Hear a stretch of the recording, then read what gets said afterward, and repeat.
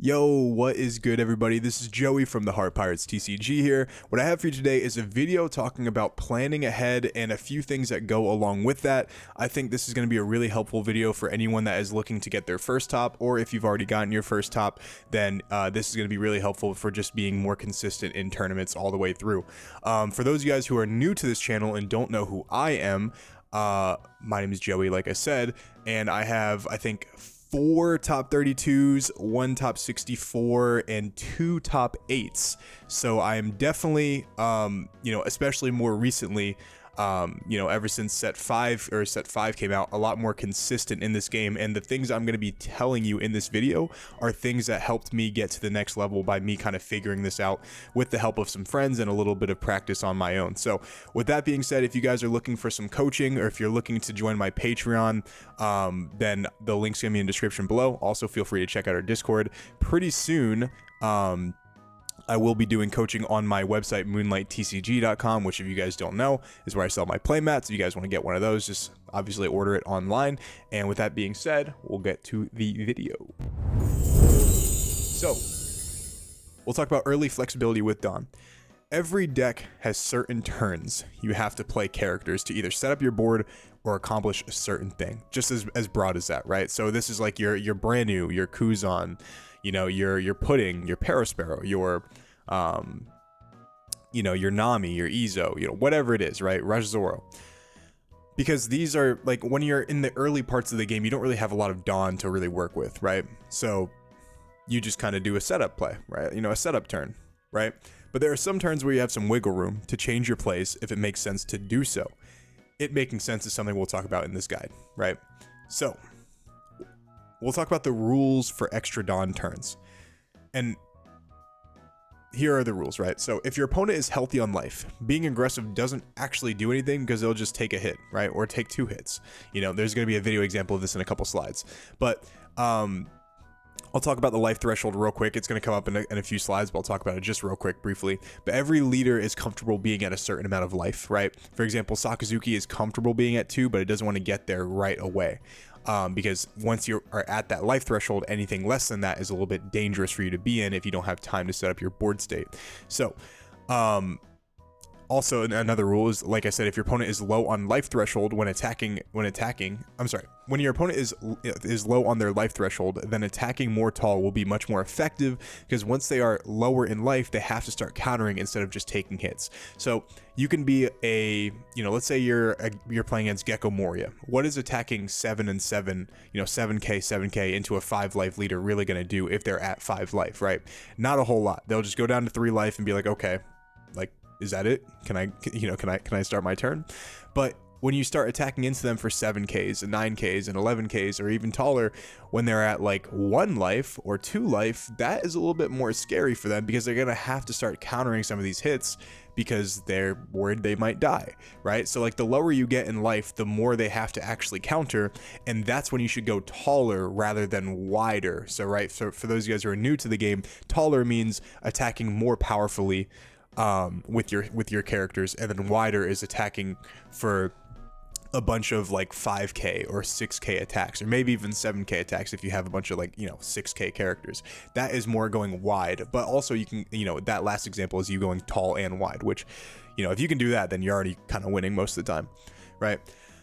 More rules are, if your opponent has a character you have to get off the board or invalidates your turn, you would normally take, then you would have to dedicate most of your Dawn to killing him or have a pseudo turn skip. So this is an example where, like, if your opponent plays a Kuzan, this is like one of the few characters that you actually have to get rid of on curve, especially early on, because like, it's one of the few that actually do a lot when it attacks, right? I mean, there's a few examples like this, like Cavendish, right? The new EBO1 Cavendish. I can't even think of like Isho, I guess, is one of them, right? So like, things like that, you kind of have to get off the board, because like, the second that they actually get to use their effect fully, they're going to be presenting a lot of danger for you, and they're going to be so far ahead, because like, if you let Kuzan just like get its value, not only are you taking a 5k hit or discarding a card, but there's a character that you just played basically the next turn. Let's say they play let's say they play Kuzan on 4 Dawn, and then on their 5 Dawn turn you play something that can be KO'd, right? Like you play like I don't know, blocker queen. Well, that Kuzan immediately is answering that blocker queen, and you basically just skipped your turn, right? It's a turn skip, because anything that you just invested your Dawn into is just getting wiped off the board basically for free, and you're taking a card out of your hand, right? So for example, if Kuzan puts 1 Dawn on him and swings at life and minuses the queen, you can either let the queen go and, don't waste your counter because you can block with it, or, that's also not really a great idea, because once they, if they minus your queen and then you block with it and just let it go, well, then they don't even have to use the removal that they have in their hand. So you're just letting them stack up their removal and remove your characters without doing anything. So it's just kind of like a lose-lose situation. So normally I will say it's best to build a board before you start actually using your removal, but there are certain times where you have to actually remove characters on curve, because the effects that they get if they have a turn to actually use their abilities effectively is going to be way too good for you to actually not just start instantly losing or be in a losing position if you let them stay on the board. So a lot of times decks that don't have an answer for Kuzan aren't normally meta, but there are plenty of meta decks that do have answers for Kuzan. So for example, a Law, red purple Law has an answer for Kuzan. Gecko has an answer for Kuzan. Sokka has an answer for Kuzan. There's plenty of decks, even sometimes green, like you can backlight it. Like there's plenty of decks that can actually have answers for Kuzan. So that being said, if your opponent has, just to summarize that, if your opponent has an impactful character on the board, then you have to actually get it off the board, because if you don't get it off the board, they're going to get a lot of value from it, and you're going to start losing from that point on, right? So another rule is, the last rule, I think, last rule is, if your opponent is healthy and you don't care about taking a character off the board, or you don't care about doing damage, right? So for example, we already talked about earlier, where if your opponent is healthy, then you attacking into them isn't going to do anything, right? This game is very ebb and flow. I always say that it's very ebb and flow, right? So for example, most of the time your opponent's going to take their first attack anyway. So if you attack 5k into them, they're going to take it. If you attack 9k into them, they're going to fucking take it. So it doesn't matter, right? So with that being said, if your opponent's healthy, you don't care about them taking hits, because they're going to take the hits eventually, especially if they're healthy on life. So your goal is the hits that they do counter out of, your goal is to make them give you 2Ks rather than 1Ks, which is why attacking for 6K and 6K is better than attacking for 7K and 5K, because what's going to happen is they're going to take one and counter out of the other one. So if they take the 7K hit, what's going to happen is they're just going to counter out of the 5k hit, but they only have to give you a 1k to do so. Whereas if you attack for 6k, they're probably going to counter out of that one, and then they'll just take the 6k hit, right? Like the next 6k. Or they can take 2 life. It doesn't matter, right? But also, if you have an option, especially in the early game, to just attack for a couple 5s, that's the same thing as attacking for 6s, as long as if you're only attacking for 5k, you're able to still play characters on top of that. You're playing brand new, Nami, Izo, Spandam, Pudding, anything like that. Because in the early parts of the game, if you're not trying to take a character off the board, right, either by battle or by cards, and you're not trying to actually do life because they're too healthy, then your goal is just to get maximum counter out of their hand, right? Or get counter out of their hand while also developing a board. Those are like your main goals for the extra Dawn that you have, right? So let's summarize this real quick, because it's really, really, really important, right? Before we even go on to the rest of the video. So this is page 3, okay? So summarizing the rules. If your opponent has a character that you have to take off the board, then you should dedicate most of your Dawn, if not all of your Dawn, to actually clearing that character, because they're going to get too much value off that character. If you don't care about, if your opponent is very healthy on life, then attacking into them for very tall does not really do a whole lot. So the better use of your Dawn is developing a board state, because they're going to take a 5k hit most likely. So why not, attack for 5k and then play a character rather than attack for 9k and don't play a character. It just doesn't make any sense. And then if you don't care about killing a character and you don't care about doing life, which is most of the time, then what you can do is either attack for 6 and 6 and then force them to get a 2k out of their hand, or you can attack for 5 and 5 and then force them, they're still probably going to discard one card anyway, even though it's only going to be a 1k, but you could use the remainder of your Dawn to play Searchers or some type of thing to advance your board state. This is playing like Stage, right? Marineford, or this is playing the whatever it's called for Lucci, the 2-cost stage, or it's playing like I don't know, Moby Dick if Whitebeard ever gets not banned, right? Things like that, or like Galley La for Iceberg, right? So that is the goal. Now we'll talk more about life thresholds, right? So ensuring safety. So every leader has a life threshold they are comfortable being at, like I said, right? So for example, Sokka is comfortable being at 2 life. Red Green Law is comfortable being at 2 life. Red Purple Law comfortable being at 2 life. Enel 1 life. Even sometimes 0, bro. Fucking Enel's crazy. So with that being said, you have to kind of understand what these decks, you have to understand how comfortable these decks are in certain positions, right? So just because a deck is comfortable being at 2 life doesn't mean they need to be at, just doesn't mean that they're okay with being at that life threshold very early in the game. So just keep in mind when it comes to Dawn count, right? Because Enel, while it is comfortable being at 1 life, if they're at 1 life at turn 2, then I don't know how that's possible, but if they are at 1 life turn 2 and you're playing against an aggro deck that can just keep, punching into them, then it's going to be really difficult for them to actually be able to heal, because once they get to 9 Dawn, they're probably already dead or have very little cards at hand because they had to keep countering out.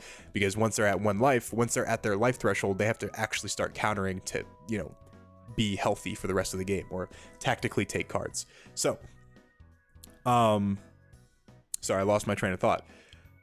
I already said that. Yeah. So, like I said, if your opponent is healthy on life, then which means they are above the life threshold, then attacking tall won't do anything because they'll just take 1 or both the hits. So just keep that in mind when it comes to life thresholds, right?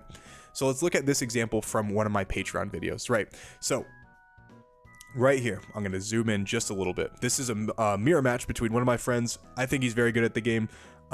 He is playing Sakazuki mirror. This is just a custom leader that he got, and based on this hand right here, I have 2 Kuzans, Pudding, Gecko, Lucci, and Houndblaze. So I'm gonna just fast forward it a little bit. Based on this position right here, he attacks 5k into my life. Now normally, like I said, you want to take your first life, but if we're talking about planning ahead, I'm going to counter with a Pudding right here.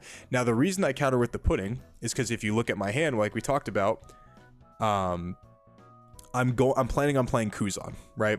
And based on this board state right now, what can happen is with Brand-New and his leader, what could happen is he can attack for 7k and 7k with the Brand-New and with the Sakazuki, while also getting rid of the Kuzan. So if that's the case, then if I play the Kuzan and he ends up punishing me for 7k and 7k, then I'm sorry, if I play the Kuzan and I take the first life that he attacks for 5k with, then I'm going to get very hardcore punished, because if he attacks into me for 7k and 7k, I don't want to go below my life threshold, which is 2, especially that early on in the game, and I'm going to just force him to attack into me for 7k if he really wants to try to do some damage. And if he does that, then I'm totally fine, because he just wasted his entire turn trying to kill my Kuzan, and then while I did take 2 hits, which is fine, at least I'm able to stabilize and he's not developing his board, and I'm able to develop my board, which is just, play a body, draw a card, force him to basically pseudo skip his turn, which is honestly totally fine. So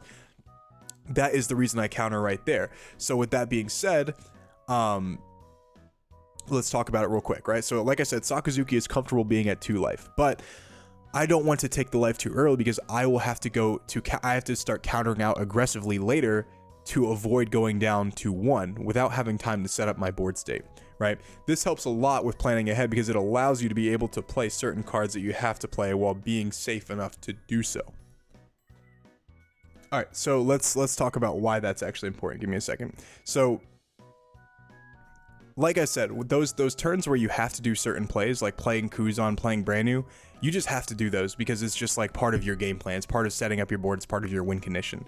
But because you have to do that, you can, and your opponent knows you have to do that, don't let them punish you for doing what you need to do by taking life too early and going below your life threshold, because once you start doing that, you're going to start losing a lot of games because you have 1 less life than you should. And whenever you're starting to drop your bigger characters, or starting to drop cards that, you have to do, or cards that, you need a majority of Dawn to do that don't also set up defense, I guess. So for example, 10 cost Big Mom, or the draw Kaido, or even Rush Kaido. Like, while it does, help clear the boards, if you have 0 life, that doesn't actually do anything, right? Or if you have very little life, if they have multiple characters on the board, Rush Kaido doesn't really do as much as you want it to do.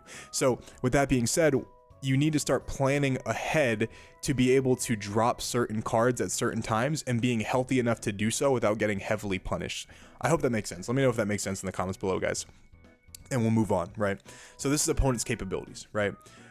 So with the rules and guidelines in mind, let's talk about planning your turns. To even begin planning your turn, you have to understand everything your opponent can do, right? You have to understand what they can do, when they can do those certain things, right? And what cards they have access to, right? So for example, 5 Dawn, Gadatsu is coming out for yellow more than likely. So don't play something that it just gets heavily punished by Gadatsu.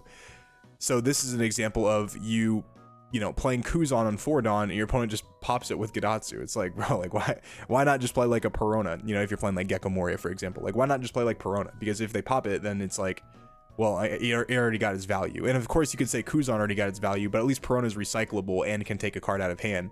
Whereas like Kuzan is only recyclable on your 8 Dawn turn. And normally you want to save your Kuzan for 7 Dawn if you're playing Gecko Moria, for example, because it prevents them from playing their Big Mom, their 7-cost Big Mom on 8 Dawn, because it just automatically gets punished by your Kuzan, which is about planning ahead, right? This is why we plan ahead. We want to make it awkward for our opponent to do the things they want to do on their curve. So that's just an example, right? So if you don't know if you don't know what your opponent's capabilities are, then you're probably already in a losing match, you're in a losing position either way, and you probably shouldn't win, because if you don't know what your opponent's cards do, that's a Yu-Gi-Oh saying, right? I come from Yu-Gi-Oh, where it's like, if you the common thing is like, if your opponent has to read your cards, then you're automatically winning, because they don't know what the fuck you're gonna do, right? They don't know what's going on. They don't know what you're planning. They don't know like your capabilities. They don't know anything. So the second they start reading your cards, or even reading their cards, they're in a bad position, right? So if you want to play competitively, and this is what this is who this video is for, by the way. This isn't for the guys that are playing GARP at locals or GARP at regionals or whatever it is. I'm sorry, GARP, Copers, but it's just not happening. This isn't the guy. This isn't for the people that are playing, blue, green, Zoro, and Sanji at regionals, because this is for people that are actually trying to get into the top cut of tournaments and actually trying to compete at a high level. And of course, you can be very good and play those decks, and like that's fine, but like you're not planning on like trying to win, like realistically, right? Like you're hoping you're winning, but you're planning on losing. I guess if that makes sense. So if you want to play seriously, you have to understand every single card that in the meta that your opponent has access to of all the relevant decks, right? And then that's really the beginning of like where you start to kind of shine. Because it's like having observation hockey, right? If you have observation hockey, for those of you guys who watch the anime or read the manga, is if someone throws a punch at Luffy just knows it's coming, so he can just dodge out of the way, right? He can dodge out of the way, or he can just block it, right? So if you know what your opponent's going to be doing with their Dawn, then it's a lot easier to play around it. It's a lot easier to dodge the heavy impact that card will have by you playing or planning ahead, by you having that observation hockey. So this is important because sometimes you can do the wrong turn and your opponent can completely invalidate your turn with theirs immediately after, right? Now you're a whole turn behind. So for example, if you play a Kuzan and your opponent responds with Gadatsu, then they just invalidated your turn because you just played, a body that just got destroyed for nothing. Same thing with like Gecko Moria, for example. So if I, on my 8 Dawn turn, have a Gecko, but I have like no follow-up play, right? Then I shouldn't play my Gecko if my opponent can also Gecko and clear even if he doesn't Gecko, if he has some way of like basically removing everything I just played for I would say very efficiently, then I shouldn't play the Gecko. And I should try to play something that will allow my Gecko to get more value in another turn, right? So I can structure my turn to play around what my opponent is going to do while also developing my board state. That's really important, like I said, because you want to develop your board state. You want to keep building up characters that are effective and characters that actually do something, characters that have a high impact, while also trying to not get them invalidated by your opponent the next turn. So for example, if I only have one Gecko and I'm playing Sakazuki, for example, I can wait to play Gecko on my 10 Dawn turn where I can do the whole, Great Eruption, Ice Age, Helmeppo, Lucci turn, you know what I'm saying? Or I can do, Gecko Moria, Murakuma combo kind of play, right? Because I can develop my body, my Gecko Moria, and realistically I can respond to their Gecko Moria. So if they play a Gecko on 9 Dawn, then I can on my 10 Dawn turn remove their Gecko and remove whatever 4 cost they play off the Gecko for free, right? Super simple, right? And then I can swing into the other one with like a brand new or a Tashigi or a Pudding, whatever it is, right? Doesn't matter. And I can completely invalidate their turn. So with that being said, if I'm planning on playing Gecko on my 10 Dawn, or I'm sorry, on my 10 Dawn turn, then what can I do on my 8 Dawn turn, right? Whatever I have to do on my 8 Dawn turn has to invalidate their Gecko or play around their Gecko. This is like playing like Sabo, or this is also just attacking heavily into their life, because the best way to prevent someone from playing Gecko is to make it impossible for them to play Gecko or they just die. So just keep that in mind.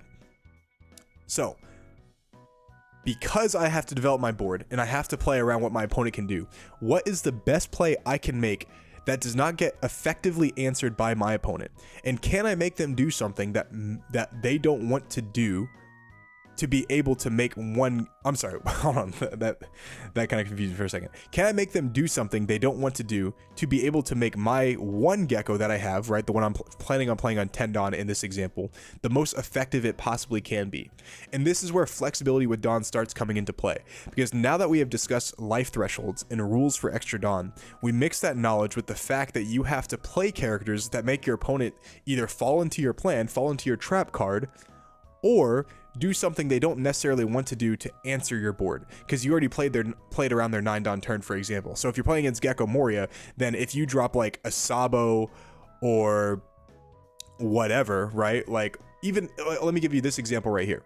If you play against a Gecko that makes you go first, and on your 7 Dawn turn you play a Borsalino, the 7 cost.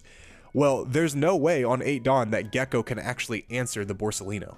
So what you can do is, by playing Borsalino, you effectively stop them from playing Gecko. Or if they want to play Gecko to do a value Gecko, on your 9 Dawn turn, if you have Stage and then, if you have Ice Age and then Helmeppo Lucci Gecko, like Helmeppo Lucci in the trash and then Ice Age Gecko in hand, then you can immediately answer their Gecko with just 2 cards while also developing like 3 characters on the board, and you still have the Borsalino.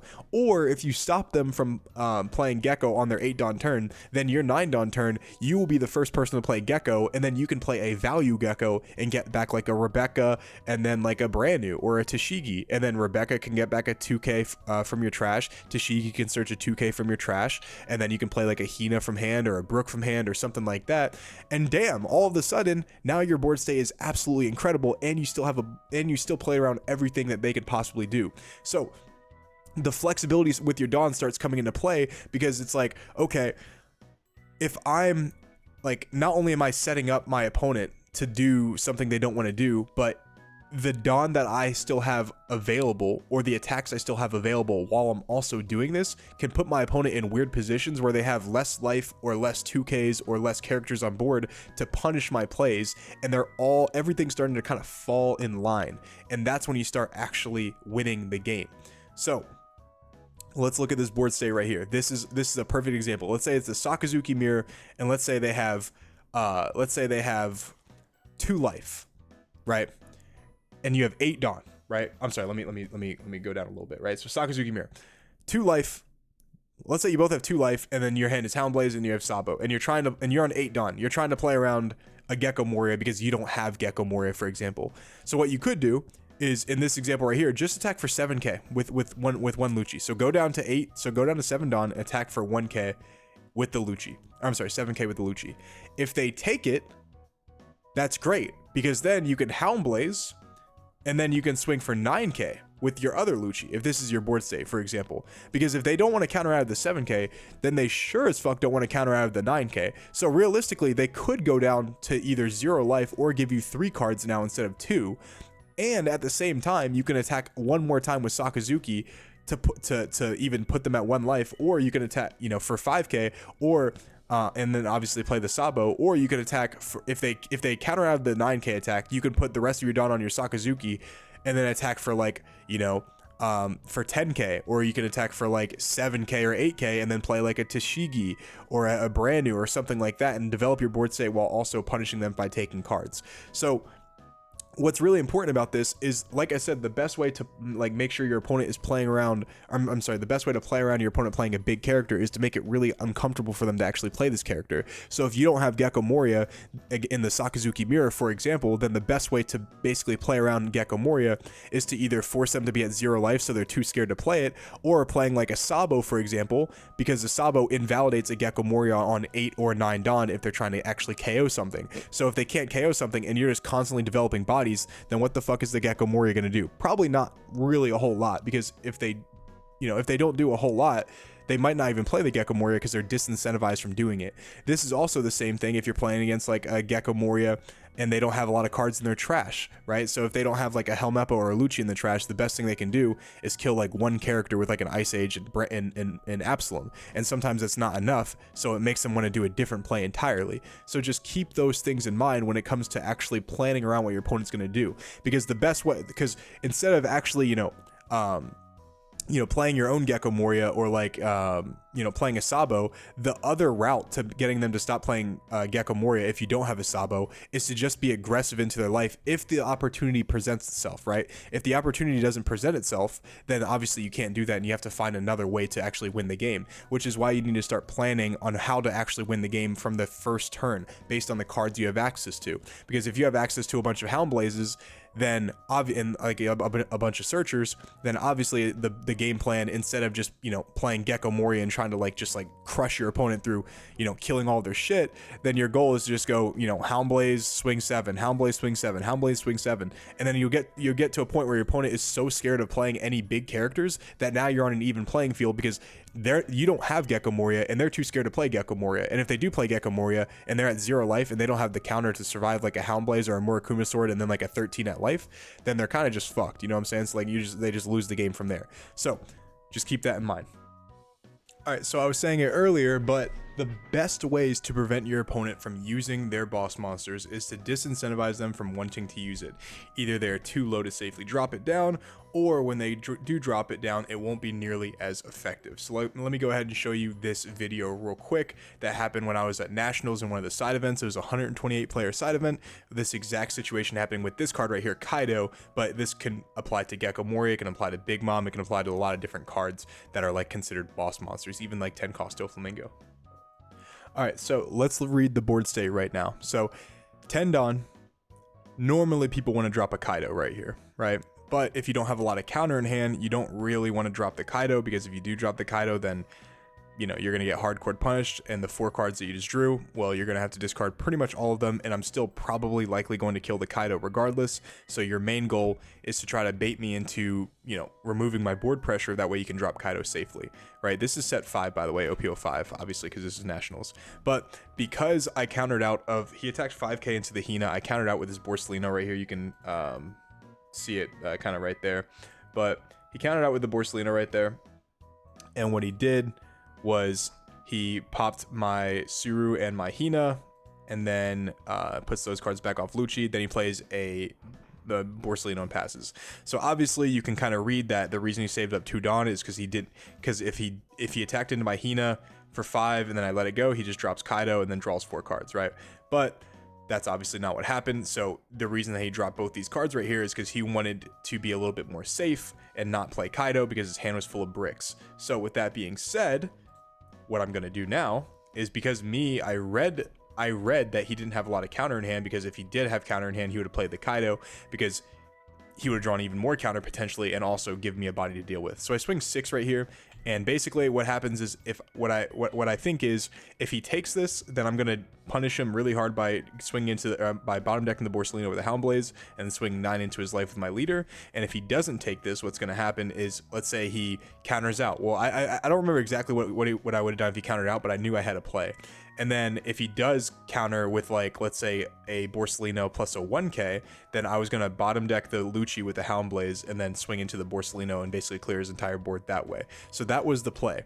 But sorry, I had to adjust the angle real quick. Because he decided to take the life, I played a Tashigi down minus the Borsellino. Houndblaze boosted up the Borsellino, my leader, put 1 extra Dawn on him, because if he doesn't want to counter out of his 6k, he's sure as fuck not going to want to counter out of a 9k. And I swing into his life, and I accidentally tap his Lucci a little too hard. I felt bad about that. Then he takes his last life, and then I play a Borsellino and pass. And this is basically what won me the game right here. So with that being said, we'll go back to the slide, and like I said, the best ways to prevent your opponent from using boss monsters is to disincentivize them from wanting to use them, right? Because they're just not safe enough to use them. So that could be them being at 0 life, that could be them having little cards in hand, that could be, you know, your board just being way too big or too scary, or, you know, the characters that they drop, depending on the, you know, what kind of boss monster they have, are just not going to be as they're not going to be as effective as they might want them to be. So they're disincentivized from actually playing that card.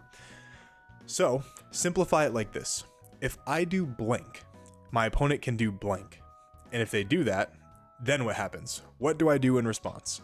What do I have an answer for? So those of you guys who watch my live streams, every time I'm in like a tournament online, sometimes I think out loud, and I'm like, and I don't want to tell them obviously what I'm thinking. So I'm like, if I do that, my opponent can do that. And then this happens. Actually, what's really funny is my buddy Ryan, shout out to Ryan if you're watching, and AJ as well, hello.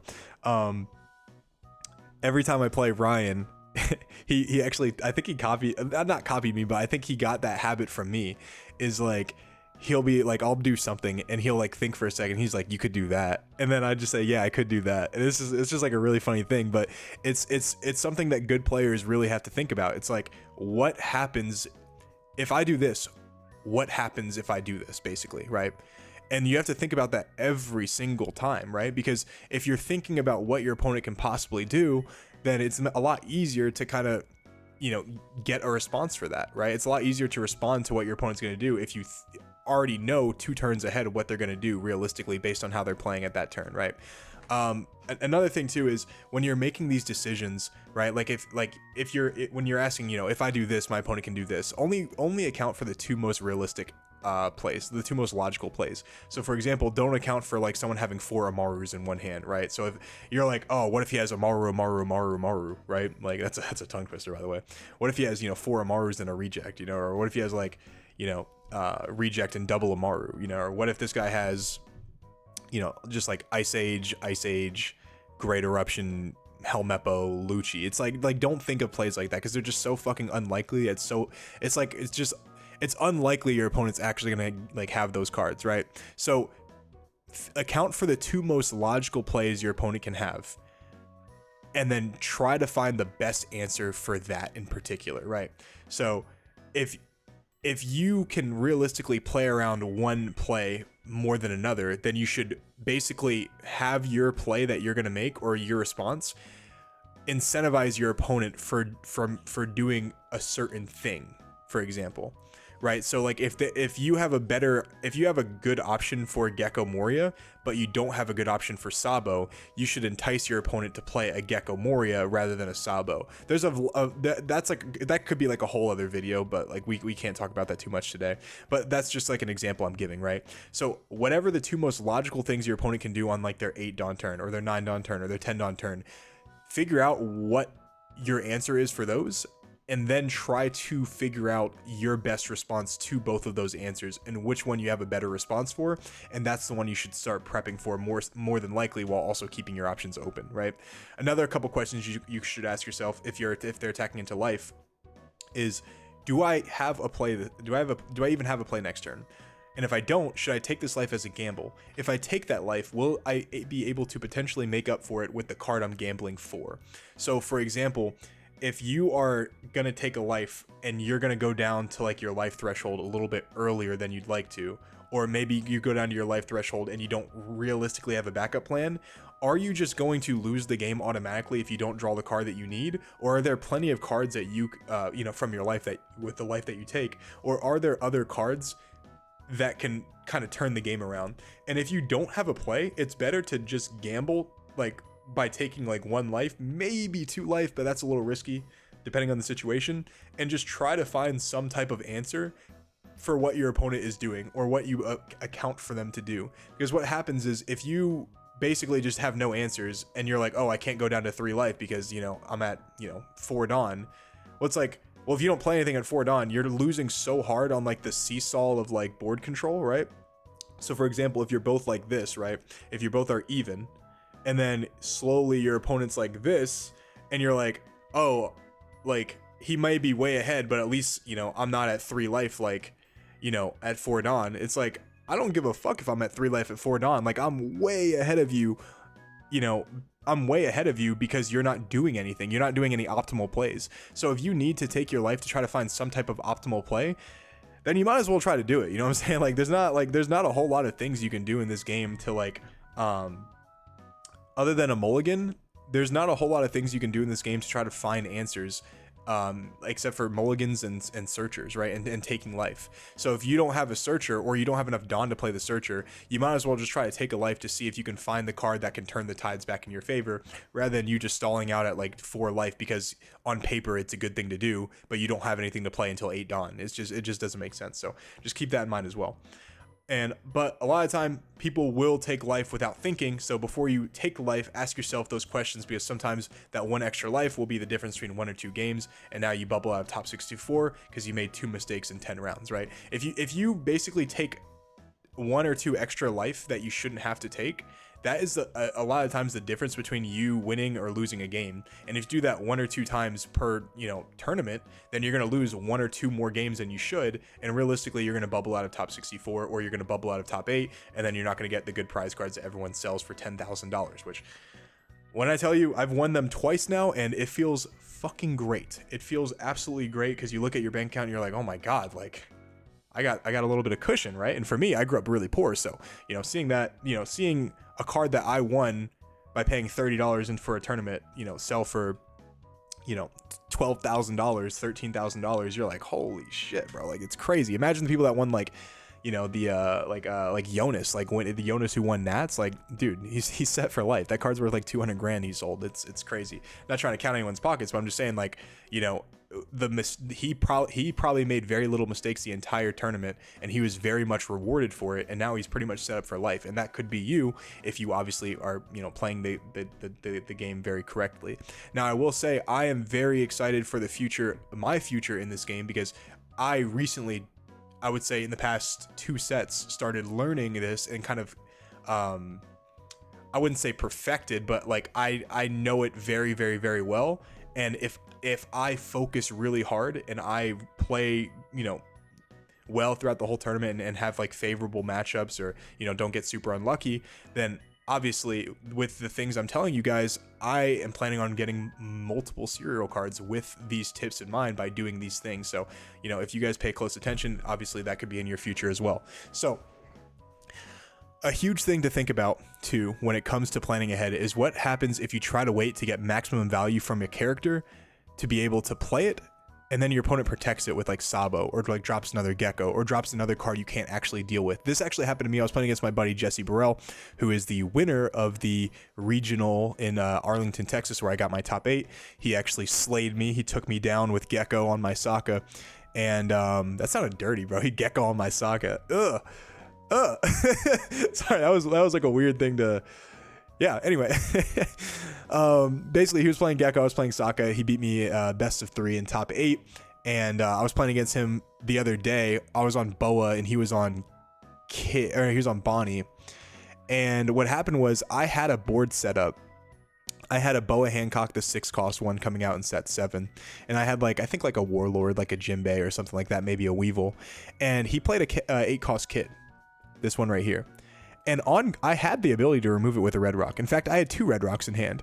But for some reason, instead of removing it on curve, what I wanted to do was I wanted to play another Boa. And that way, whenever I remove the kid, I can go absolutely crazy on Boa and swing really heavily into his life and punish him, because he thought he was safe behind the kid wall.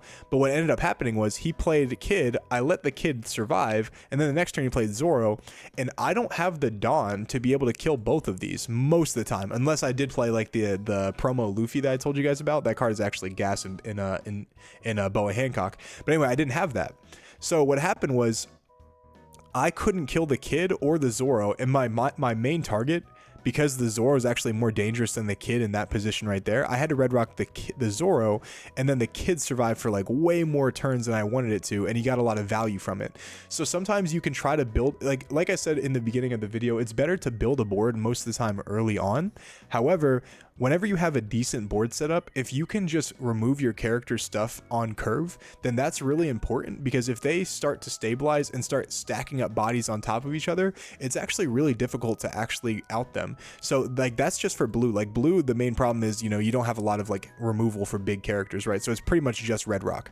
But against decks like black, like if you're playing black, then like if someone develops a gecko and then you're like, oh, I'm gonna wait one more turn to like, you know, Ice Age Great Eruption gecko, and then they drop Sabo, you're like, fuck, like what do I do? Like, do I play Sabo now? It's just weird. So like in situations like that, if you already have a decent board, and like decent is in like either like you have like a gecko already or like some type of viable attacker, and once you are done removing their board, if your board state is even with theirs, then that's fine to remove their stuff on curve. So I guess to sum that up is, normally it's better to build a board, but if you already have a decent board, or your board state will be the same as theirs after you're done removing their board, then it's better to remove their stuff on curve, because if they add more problem characters to the board on top of what they already have now, and you waited one extra turn to get rid of it, then they might even be able to protect it with something like Sabo, or they can just add a bunch of characters to the board that you actually can't get rid of, and then they're going to survive one more turn than they should, and then they're going to get value that they shouldn't get. So just keep that in mind as well. And we'll go on to the next slide. We're kind of summing up right here. There's only a couple slides left, but like I said, guys, if you guys want coaching, I am going to be moving to Vegas in a couple like a week or so, I'm going to be kind of driving there. So the next week I won't have availability, but anytime in July or, you know, later on, I'll be happy to coach you guys. And then also be sure to check out Patreon as well if you guys want some extra stuff. So you should also keep in mind when you're in the position to really punish your opponent and force them to take a bunch of cards out of their hand, or straight up lethal them, right? If your opponent is one life away from their life threshold, or they're at their threshold, and you have 3 relevant attackers and they have no blockers. I know that's like a very niche situation, but it actually is less niche than you might think. And like a viable attacker is like a 4K body or above, I would say. So like anything that is 4K power or above is a viable attacker, because 1 Dawn investment is enough to take 1 card from your opponent, or 1 life from your opponent. So that's a viable attacker. So if you have 3 of those, and you can attack for like 777 or something like that, and be able to really punish them from not having a blocker, which a lot of times people don't have blockers. Like there's like, this isn't really blocker meta, bro. Like the only blockers that matter are like Rebecca and Sabo. There's barely any other blockers in the game that realistically matter, like Borsellino maybe. But most decks don't really play blockers, or they don't play an abundance of blockers, and they usually don't play blockers later on in the game. It's usually just in the beginning of the game. So with that being said, you have to like keep in mind whenever they are in that position right there, because you can take a lot of fucking cards from their hand if you go like, you know, 999 or 777 or something like that. Because what can happen is you can take a bunch of characters off their board, or I'm sorry, a bunch of cards out of their hand, because they are at their life threshold, so they have to start countering, or you can pretty much just put them to 0, and then obviously then you disincentivize their big guys. So keep that in mind as well. So this isn't on the thing, but I completely forgot to say it. And I'm going to say this in a way that makes sense, but everyone always wants to alternate taking hits and countering hits. So what I mean is, if someone takes a 7K, they usually want to counter the next one, right? Or like, for example, if you attack for 6 into someone's life, they'll counter that one and then they'll take a 7. Or if you attack for 5, they'll counter the 5 and they'll take the 6. Something like that, right? What people don't want to do, and the reason they do that, I'm sorry, let me back it up just a little bit. The reason they do that is because they want to go net neutral in cards. So if you counter a hit, you minus 1 card. And if you take a life, you get that 1 card back. So that 1 card is basically 0 cards, because you basically have the same amount of cards in hand going into the next turn. But what happens is, people don't like to discard multiple cards in a row. It feels bad. Like going from 7 cards in hand to 4 cards in hand just feels fucking terrible, right? So what's going to happen is, you can realistically punish your opponent by attacking 7, and you're like, okay, I'm going to take it. And if you attack 7 again, they're like, damn, like I don't really want to give them 2 cards. People hate giving you 2 cards, bro. It's like in their DNA to fucking hate discarding more than like 1 card to counter. So like sometimes they'll just keep attacking over and over and over again, and you can just keep getting cards out of their hand or keep making them take life because they're just so greedy when it comes to like their cards in hand.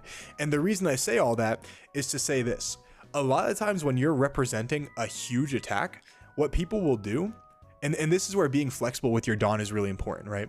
Because what'll happen is, let's say it's that exact same situation that I talked about. Let me back it up a little bit. I'm on page 14. Okay, let me go back to this slide right here. So so the 1 Dawn situation that we talked about with the Lucci, right? Where the Lucci is at 7k, right? So let's put a Dawn on him. He's at 7k. If they think that you are going to have a massive swing, they'll actually counter out of the 7k, and then you don't even need to dedicate the rest of your Dawn to swinging it like big if you're not trying to actually put a lot of pressure on them, because you already got a bunch of cards from their hand realistically, right? So what you want to do is whenever you're attacking into your opponent, you want to make it awkward for them. Sorry, let me back it up. Let me back it up a little bit. Let me say this a little bit better, because I'm sorry, I didn't write this down, unfortunately. Or I didn't put it in the slide, so I'm gonna have to kind of say it in like a different way than I intended to, but I hope it makes sense. So what's gonna happen is, if you're representing a lot of Dawn, the reason you keep your Dawn open is because you want your opponent to guess what you're gonna do. So if you have 10 Dawn open and you attack for 7k, your opponent does not want to basically go down to 0, because if they don't counter the 7, they're gonna feel really fucking stupid when they have to counter a 9. You know, in this exact same situation we talked about. You remember how we go, 1 Dawn on Lucci, and then you're like, oh, okay, like you still have 7 Dawn left, I'm gonna take this. And you're like, okay, well now you're at 1 life, I'm gonna Houndblaze the Lucci, now he's at 9, swing 9. And you're like, fuck, like I don't want to take it, But they have to counter out because they don't want to take it, they're at 1 life, right? So what's gonna happen is, at that point right there, they don't want to get punished by a 9, so they'll counter out of the 7, and then you can completely save this Houndblaze in hand because you already got a bunch of cards out of their hand anyway, and then you can just go, okay, that's totally fine. I'm just gonna swing 7 with my Lucci, my Lucci now. You know what I'm saying? Like I'm gonna just swing 7. I don't need to use this Houndblaze because you already gave me 2 cards. And like I said, this game is very ebb and flow already. So what happens is, if people don't want to take the 9k, what's gonna happen is you're gonna swing 7 and they'll probably just counter out, right? And if they counter out, you're like, okay, like you already gave me 2 cards. You know what I'm saying? Like you're at 1 life. Or I'm sorry, you're still at 2 life. Do you want to go down to 1 life again with this 7? And they're like, okay, I guess I'll just take the 7, right? Like, so like they counter out the first 7 because they don't want you to swing 9, and then they'll counter out they'll take the second 7, and then you're in the same position now. So instead of having 6 cards, 6 Dawn up, you go to 8 Dawn up, you go to 6, and then you still have your leader attack, and realistically, your opponent's at 1 life, and they just took a 7, countered out of a 7. Or countered out of a 7, then took a 7, and you're like, okay, I'm still, instead of playing Sabo right here to protect against Gecko Moria, the way I kept my Dawn open and very flexible is I can say, fuck all that. I don't need to actually play Sabo now because I'm protecting against the Gecko Moria in a completely different way. So what I'm going to do is I'm going to put all of that 6 Dawn on the Sakazuki right here and put you at 0 life. And now you are completely disincentivized from playing this Gecko Moria, or you're playing this Kaido, or you're playing this 7 cost Big Mom, or I'm sorry, the 10 cost Big Mom, because now you're at very little life. So the reason we keep our Dawn very flexible and we're able to kind of plan ahead a little bit is because we have a bunch of different plays we can make depending on how much Dawn we save up. And by being flexible with our Dawn, we can do a whole lot of things that our opponent doesn't actually expect that put them in really fucking weird situations. And by you keeping your Dawn up, you can basically change your play and be flexible with your Dawn based on how your opponent responds to the things you're doing. We call these low Dawn commitments, right? So let me just go over that one more time, just real quick as a brief summary, right?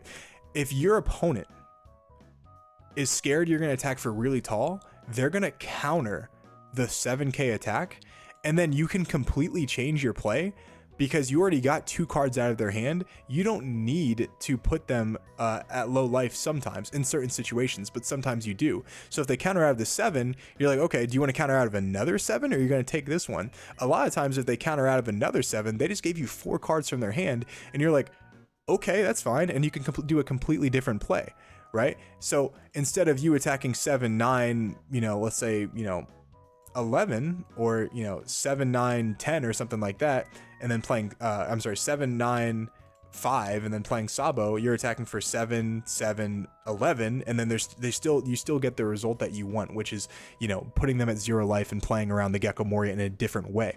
What happens is, once people get a certain amount of cards out of their hand, for example, if you attack into their life for 7k and they counter out, expecting they're going to take another hit, you can turn the direction of your attack, because they already got rid of a few cards from their hand because they're worried about you attacking into their life.